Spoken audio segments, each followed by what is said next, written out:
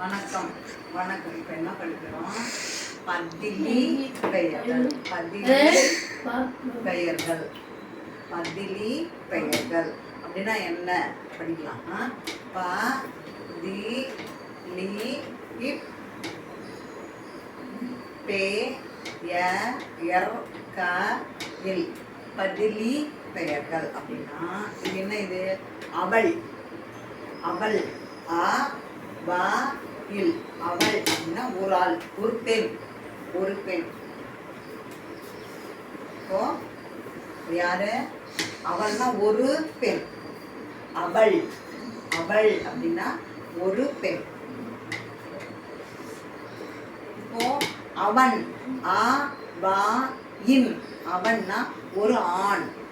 பையன் இல்லை, பையன் இல்லை, ஆண், ஒரு ஆண் அவன்.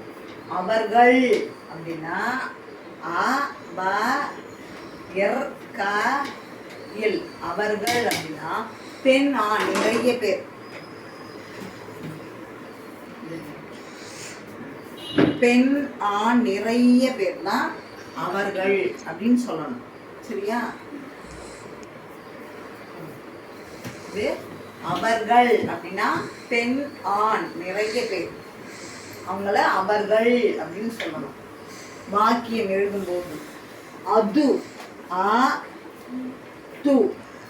அது அப்படின்னா நாய் ஒன்று, பூனை ஒன்று, கோழி ஒன்று, பறவைகள்லாம் ஒன்று ஒன்று தான். இப்போ அது அப்படின்னு சொல்லலாம். அவை அப்படின்னா அ வை.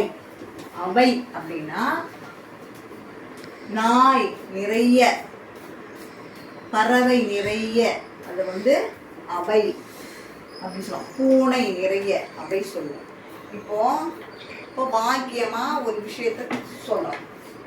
அவள் அப்படின்றதுக்கு கமலி வந்தாள். இப்போ பேரு கமலி. கமலி வந்தாள்.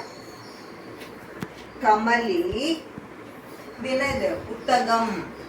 புத்தகம் படித்தாள் அப்படின்னு இருக்குல்ல. திரும்ப திரும்ப கமலி கமலின் பெயர் வர வேணாம். இப்போ வாக்கியமா நம்ம எழுதும்போது கமலி வந்தாள். இங்க கமலி எழுதக்கூடாது, அவள். அவள். கமலி திரும்ப எழுத வேணாம். வாக்கியமா நம்ம எழுதும்போது அவள் ஒரு ஆள் தானே. அவள் புத்தகம் படித்தாள். புரியுதா? ஓ, அதுதான் பதிலி. அவள் சொல்றோம் இல்லையா, அதுதான் பதிலி பெயர்.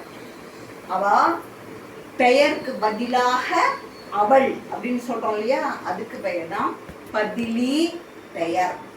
சரியா?